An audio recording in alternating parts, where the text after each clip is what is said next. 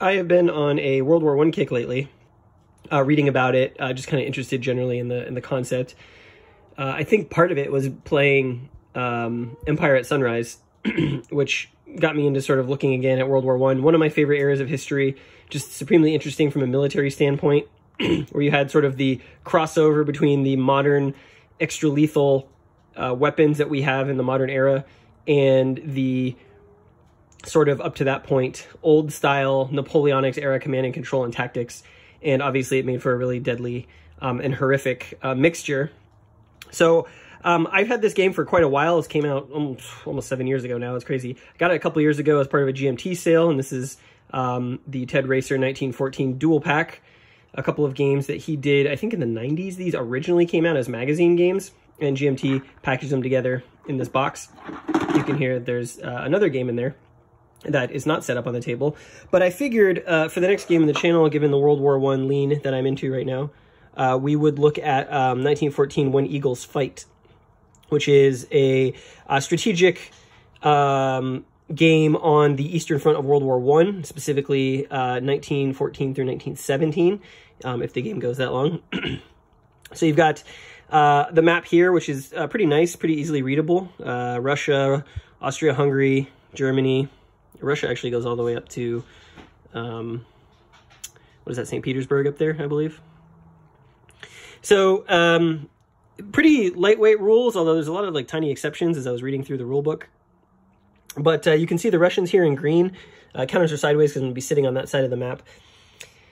They obviously lined up in this sort of gap into Poland. How many times in 20th century warfare have we seen that? Trying to, essentially push in on Germany, push in on Austria-Hungary, who are down here. And this is obviously before the trench lines strategy were set up. I mean, even on the Eastern Front, trenches didn't play as big of a role as they did on the Western Front, but some interesting implications for the gameplay in this game is that there are no zones of control like you'd find in sort of a 20th century conflict. So units are free to just kind of move adjacent and keep moving and move around and flank and stuff like that. So it's going to be kind of a different mental space to play this game, because I've been playing a lot of hex and counter games recently with zones of control. And so getting my head adjusted away from that into strategies that allow sort of pocketing, easily pocketing, and stuff like that should be fun. So the Austro-Hungarians and the Germans obviously are allied as part of the Central Powers. Germans, not too many units, but they will be getting more, as you can see on the turn track up there, as sort of the first turns of the game go through. They've also got some special units here, so you can see like this unit here is an assault unit. They've got some beneficial DRMs in attack and defense.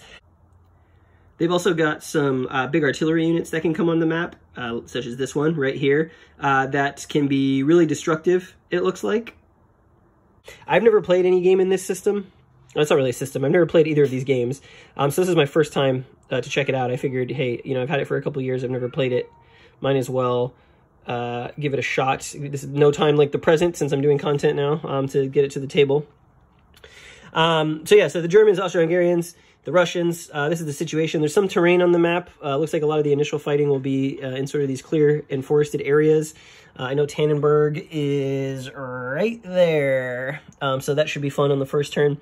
There's an interesting level of asymmetry to this game for both sides. So for one, the Russians are not allowed to look at stacks that they're attacking.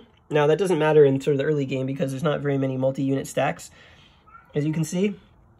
But as the game goes along and the stacking starts to get more important, the Russians are not actually going to be able to attack with much intelligence. They're going to have to kind of launch attacks where they think the enemy is weak, which is pretty interesting. The Central Powers don't suffer from that. They're going to be able to look at their targets before they attack and know exactly what they need going in.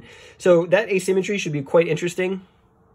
The other thing is that the Russians will have to, before every combat, roll for ammunition shortages. And that's going to mean that certain units are not going to be able to attack during a combat phase. And what's interesting about that is that based on what they roll, there's a table for it, and the number of ammunition markers, ammunition shortage markers that they roll for, half get placed by the Russian player, but the other half get placed by the Central Powers player. So there's a little bit of cool interplay and counterplay there with sort of trying to spoil some of the attacks. The Russians will know somewhat which units will and will not be able to attack, but obviously they could be surprised by what the Central Powers player does decide to do.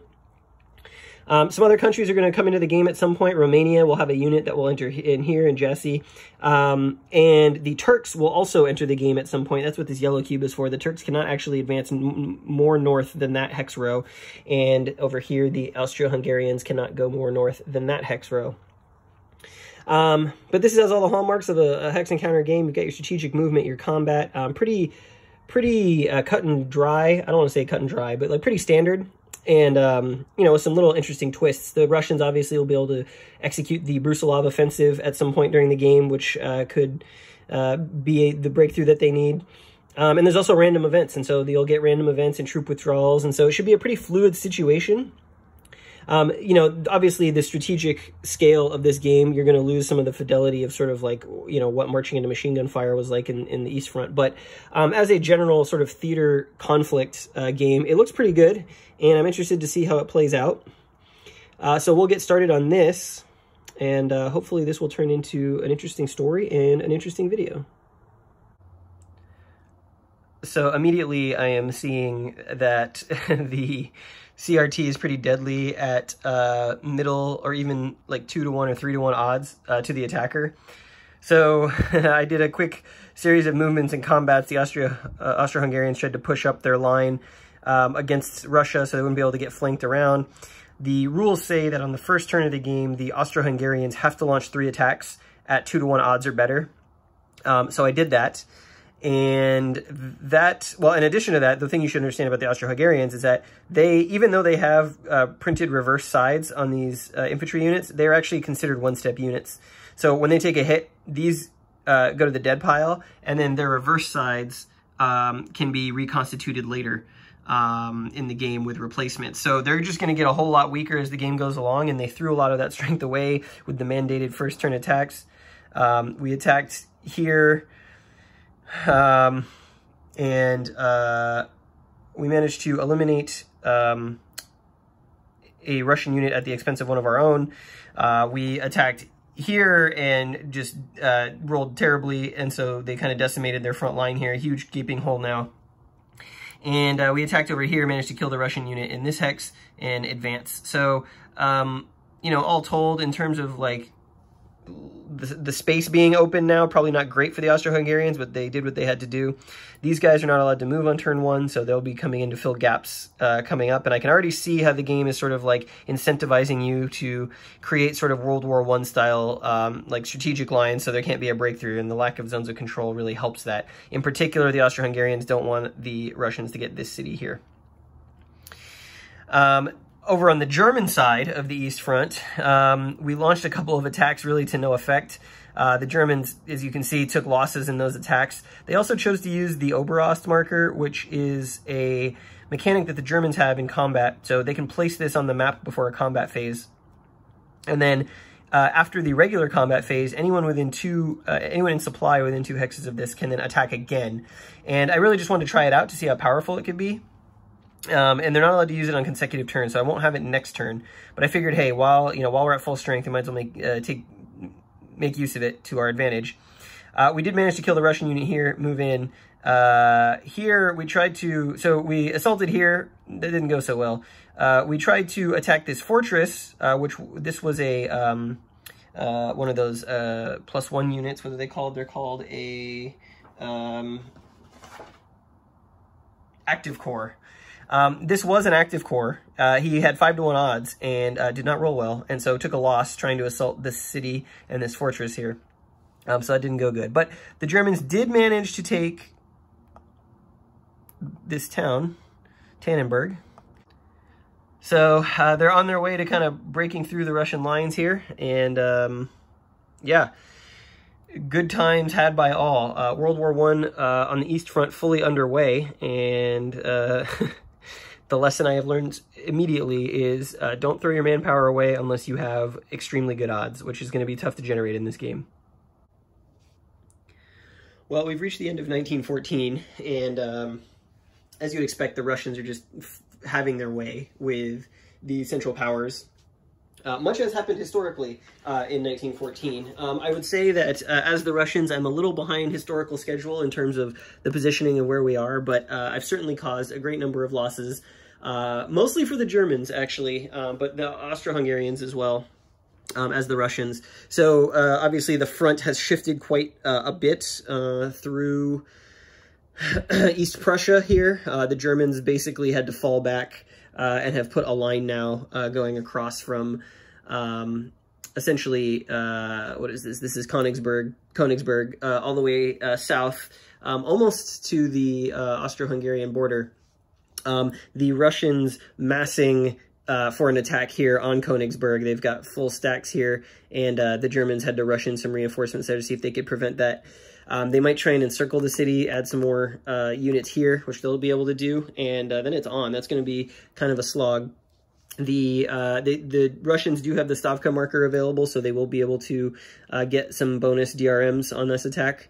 There's been some kind of inconclusive skirmishing going on. The Germans counterattacked at the end of last turn, eliminated a Russian unit that was trying to kind of extend the front around through Russian Poland. But the Germans have kind of solidified this at this point, and it's probably going to be tough for the Russians to get any meaningful breakthroughs immediately. They're probably going to have to grind them down a little bit.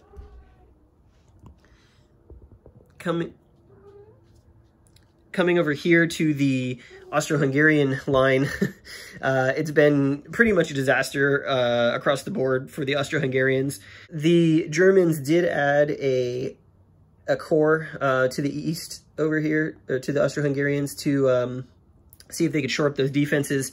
In general, the Austro-Hungarians have kind of been shifting the line sort of this way because they don't want to give the Germans a clear run, or excuse me, the Russians a clear run into Vienna, which is up here, which would be one of the sort of modifiers for an endgame trigger for Russian victory. So they're going to try and clog up this area. Hopefully, maybe if it gets that bad, block this pass here between the mountains. Further to the east, the Austro-Hungarians have ultimately had to fall back towards the Carpathian Mountains. This is Czernowitz. And this turn, the Austro-Hungarians essentially fell back and retreated and gave it up. So the next Russian turn, they're just going to be able to take that. That is a victory point spot. So, you know, it's tough, but there's just was no way that they were going to stop against these stop these Russian forces from.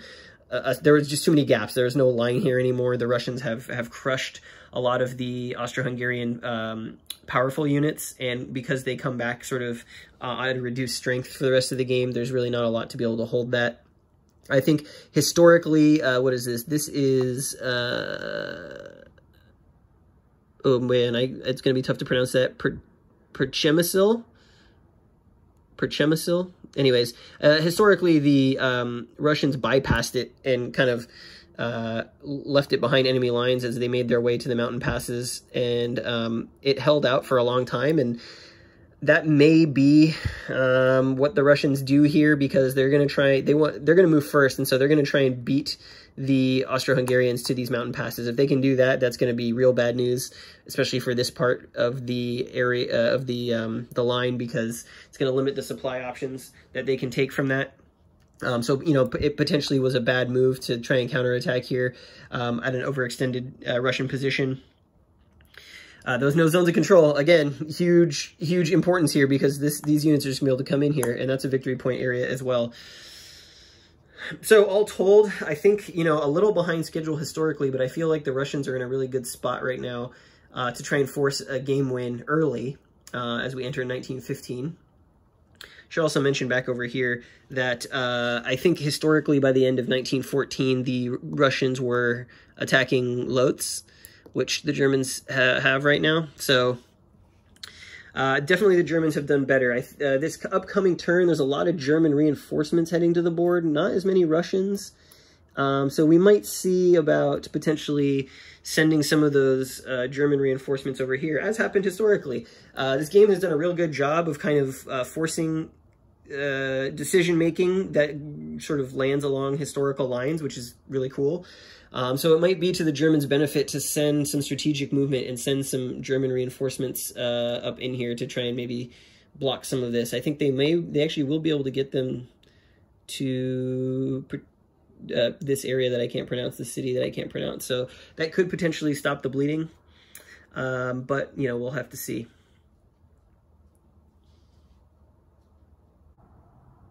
Just finish up the end of turn 7. We're heading into June 1915, and as you can see, the situation has changed quite a bit. Both sides having linked up the front through Poland, which is, it's been a slugfest, and what I was worried what was going to happen to the Russians has happened, which is they bogged down. The advance that they were on, the tear that they were on early in the game has stalled out.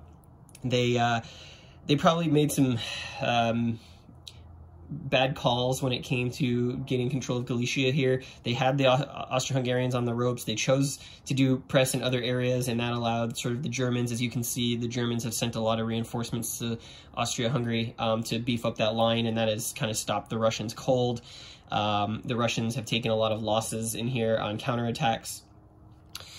So they could not crack the victory point hex here. They couldn't quite reach here. They had a turn where it was open, but they would have been out of supply and eliminated at the end of the turn had they gone for it. So they've been trying to figure out a way to get through here, and they've kind of extended the front down here to the Carpathians to, you know, see if they can get around. Germans sent another corps in to slow that down. So it's looking like all the momentum they had has kind of finished. There's a lot of Austro-Hungarian reinforcements in here. They're small, but they are taking up a lot of space, and speed bumps, being speed bumps for the Russian push, which they don't actually have a lot in the center here, so they're mostly focused in this direction. Up here in the north, in Germany, on the German front, Russia has just piled up tons of forces. They were trying to take the city in Poland here, or Königsberg in Germany, I guess, Prussia. They're trying to take Königsberg. They weren't able to do it. They suffered horrific losses on a terrible roll, and that kind of put an end to that. They tried again this turn and didn't make any progress. They just haven't been rolling well, so they've been trying to do that. In the meantime, the Germans have piled in with active corps, which give DRMs on attack and defense. So they've got a pretty strong thrust now that they're going to try and shove right down the middle here and separate the Russian armies. There's actually in this hex, the super powerful German artillery just came on to the map this turn, and that is absolutely wrecking Russian positions. So, you know, this is actually pretty historical with the bulge here in the middle in 1915, and then sort of the pushback. We'll see if the Russians can kind of consolidate their position, see if they can counterattack or find, you know, other weak points. There are some weak points on these lines that the Russians, if they chose to reposition, they could try and push through. I just don't know how much they're going to be able to sustain and hold those positions, because the Germans especially are super powerful now, and there's a whole nother big stack of German units coming on as reinforcements this turn, their last reinforcement of the game. As far as random events go, we've had a couple. We had one that made it harder for the Russian Revolution to occur. That was the Tsar Reform event. And then we also had a Western Front offensive, which pulled away German replacements. Not that they've needed them. They've been doing just fine. But I expect coming up, the hot zone is going to be right here in the middle as one side or another tries to punch a hole. The Russians were so close here to taking, what is this?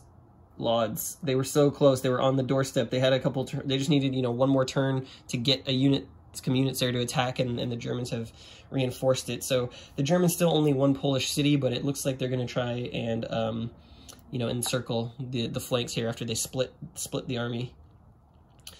So that's where we are, heading into the summer of 1915, and, you know, who knows where we'll be the next time I check in. So not much has really changed, but I did want to check in.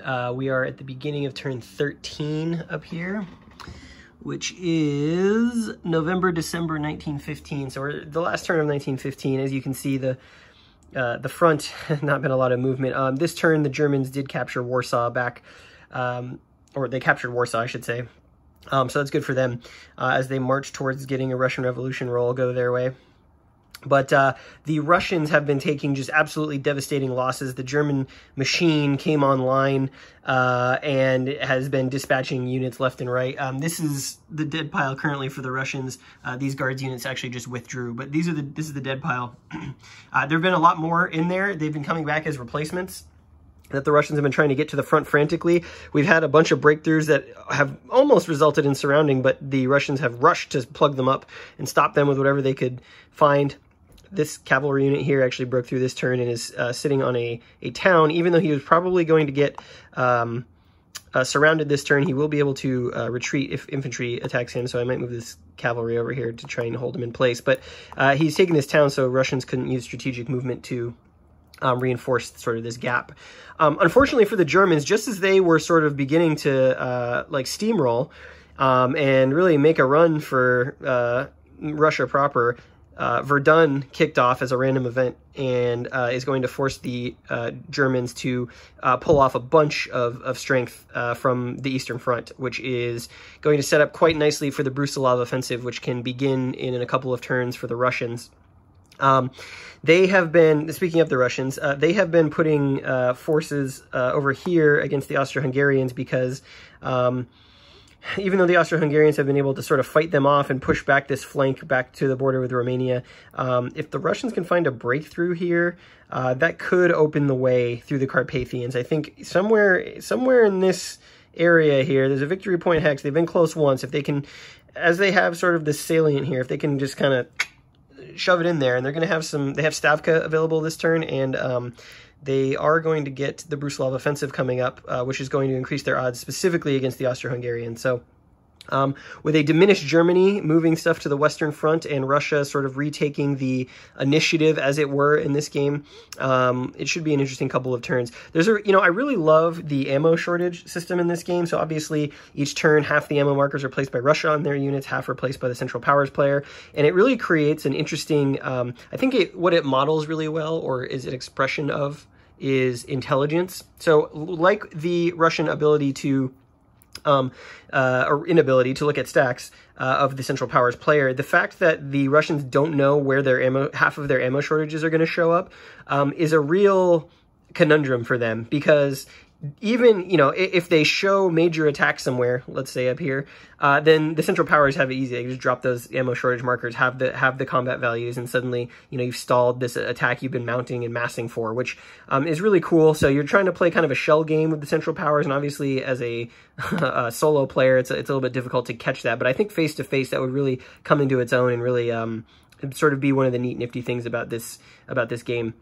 There's some other stuff as well that I will go into in a future clip, but just wanted to give you the situation as we're heading into 1916. Oh, the other thing I should mention is stacking is now, for combat anyways, is now only 2 units. So only 2 units in a hex can provide combat strength in attack or defense. So that's kind of abstracting sort of trenches and other defenses and fortifications now that the front has kind of stabilized, which is a nice, very minimal rules overhead for really a lot of effect. The attacks are not going to be as punchy as they have been up to this point, and I think you're going to find that really it's going to take, key strategic thinking and very specific points to achieve sort of breakthroughs rather than just sort of these massive kind of pushes left and right. So anyways, enjoying the game so far, really cool, and I hope to play this one face-to-face at some point because I think it could make a really rich experience. So we've reached the end of the Brusilov Offensive that the Russians declared 4 turns ago, and as you can see, it's gone incredibly well. They shattered the Austro-Hungarians around the Carpathians and have really split the army in half. In fact, they're in the process of turning this flank, especially because of these Imperial Guard units, which are incredibly powerful. They're the Russians' best units. But as you can see, the Romanians have entered the war as well in the first turn after the Brusilov Offensive, and they're working on crossing the mountains. There's a victory point hex right in there. But right now, the Russians have actually 3 in Austria-Hungary, which is enough for a victory if they can hold on to it for a couple turns. The German front's been a little bit more inconclusive, fairly weak in the middle on both sides. There really hasn't been able a lot of progress to be made. These are all one-step units for the Russians, and so they're primarily being used defensively. But if the Germans could figure out a way to get some strength in there, they could probably punch through. You can see this has been going back and forth for a while. It's just really tough for the Russians to make any headway because of the active core. They're just extremely good with die roll modifiers for the Germans as well. So, you know, it's ended up a stalemate here. I think the Russians are gonna, you know, they're gonna try one more time to grab Königsberg. They're kind of massing for it again, and the ammo shortage table is a little bit more friendly at this part of the game, so hopefully they can make that happen. But overall, the Brusilov Offensive was extremely good for the Russians, and they've got a lot of momentum here coming into the final few rounds of the game. One thing I did want to mention is how much I like the way that this game plays out along historical lines without having to add a lot of chrome. Just it's a very impressive design that there's still a lot of choice, and you have a toolbox of things to work with that does actually sort of channel you down a World War I East Front, you know, historically similar scenario with what you're doing. You know, it's not exact, but sort of the initial Russian surge, the pushback by the Germans and the Austro-Hungarians, where it looks like, you know, the Russians are going to collapse, and then suddenly the Brusilov Offensive becomes available, and you can, you know, really, you know, put the pedal to the metal with the Russians again. It's very, very interesting, and, you know, it reminds me a lot of another game that has a really great campaign feel, campaign historicity, and that's No Retreat, the Russian Front, which every time I've played that game, and I've played it several times, the entire campaign, you know, it plays out slightly differently each time, but in general, the German push and then the Soviet counterattack in World War II across the Eastern Front, it just feels right every time, and I get the sense that this game is able to do that very well. And so it should be commended for that. And the other thing that I think is interesting about it is it's making me behave in a way that, you know, historically the commanders would have behaved. I kind of, at the end of a previous turn, I was kind of looking at the map and studying what I needed to do next. And I realized that, you know, we've been fighting basically for half the game over like a span of 4 hexes here. And, you know, sometimes the Russians take it and the Germans will push back. Now, part of that might be a function of me being a solo player and playing both sides, but the other part of it is, you know, I got so lost in sort of this objective, like I have to take this spot no matter what happens. I have to take it, don't care how many units it costs me. And it kind of dawned on me, I kind of looked up and thought, wow, like that's the kind of thought process that World War I command staff had. You know, all of these little squares that represent units, you know, they were just resources to achieve an end, and it didn't matter how many they went through. They were just cogs in a machine. But in reality, we have to remember like what this is actually simulating and modeling, and that is like these were human lives. You know, it was just a mass of human lives thrown at a problem that people weren't smart enough to figure out how to do otherwise, or at least hadn't been conditioned how to solve otherwise. And so I could see suddenly, you know, sitting in a room over a map in sort of German or Russian command, looking at, you know, what we needed to accomplish to win the war, and, you know, not thinking about these people as men who were going to fight, but as cogs in a machine that would ultimately achieve a desired result. And so I think in that way, in sort of that more human and abstract kind of way, what this game is doing is pretty incredible as well. You know, we don't often think about games in sort of like all the, especially war games, and like all the death they're representing, but you know, in this game, it's just an absolute meat grinder. You send units forward, they get destroyed, they come back as replacements, you know, and you can reconstitute the units, and it's just over and over. You're sending, you know, each one of these counters is several thousand soldiers, you know, to fight and to die potentially. And it was just it was a very sobering thought. And also I was like just really impressed with the way that the model was able to communicate that. So,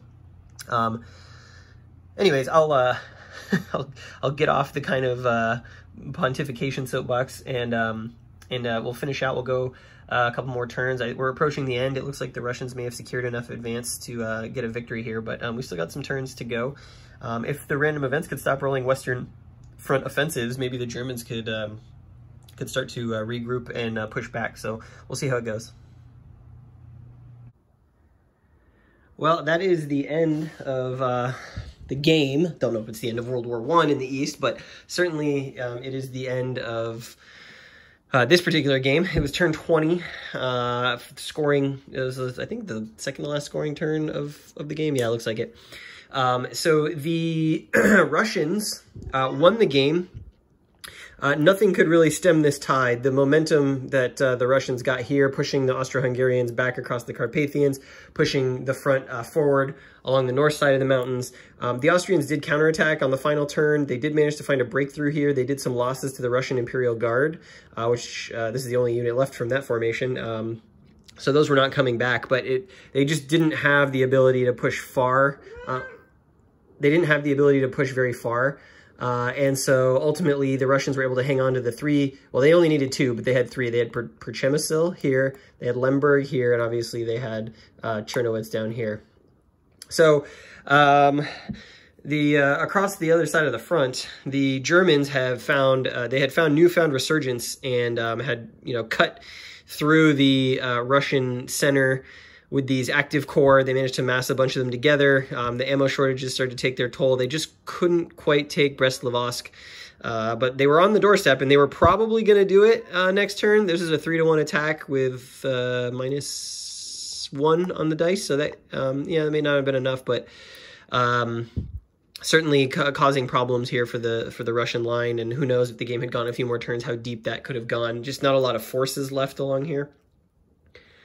But all in all, I am finished. I hope you enjoyed this playthrough. My thoughts on the game. Well, the game is extremely excellent. I'll start with the positives. The game is extremely excellent. The rule set is not so complicated that you have to learn a lot. It's actually, once you get going and playing, the turns are pretty easy to understand. And it is a World War I game, so you won't get a lot of huge maneuver outside the opening couple of turns. But there are interesting strategic decisions to be made as you're playing the game. On both sides, where you deploy your forces, whether the Germans send units to Austria-Hungary or they put all of their strength in the east. How far can the Russians push before they, get pushed back and then are able to launch the Brusilov Offensive? So there's a lot of give and take. The situation changes. It's dynamic enough that it makes the gameplay interesting, even if there's not a lot of there's a lot of tug of war going on along the front and the line and stuff like that. I think if I played it again, I would know more than I know now, and so I might play better with both sides, actually. I think I probably let down the Germans early, and I probably let down the Russians in the middle of the game. So face to face, I think this could be super fun. The random events provide an interesting kind of unknown, although, I did roll a bunch of the same events after they had already occurred, so the number of random events is not super high. It's not super volatile, but they are historic, and obviously there's chances that you could have a game where there is an overdone, and you don't pull, German forces off the map, and suddenly the Germans just steamroll. So the Russian has to be aware of that, the Russian player. But like I said, I really like the ammo shortage. I really like the CRT is pretty flat, although when you do get big breakthroughs, you get them pretty heavily because of the way that the CRT goes from between 0 and 2 losses and then just stack fully eliminated. So it can be swingy, and consequently the other way too, if you roll lots of low numbers, it can be very hard, very attritional to make progress. So, I would definitely recommend this game. If you are looking for something that's a strategic World War I game, this game definitely fits the bill, definitely brings out the flavor of the East Front of World War I. And obviously there's another game in the box that uses basically the same rules. I had to look at that a little closer, and I was mistaken about the hidden information in that one. That one only has hidden information if you do the secret free setup, which obviously I couldn't do as a solo player, but it's pretty cool. You record the positions of your units on a piece of paper, and then you don't know where your opponent's going to set up their units to start. But there is a historical setup in that one. So if you like the West Front of World War I, then this game, this box, actually comes with that as well. And because they use the same rules, you could go back and forth. I mean, I could, it might be cool to actually, set up, well, you couldn't because it's back printed, the map. But it would be cool if you had another version of the map. You could actually have a 2-on-2 game where someone's playing the Russians on one side and the Western Front allies on the other, to make a nice, fun group World War I gaming afternoon.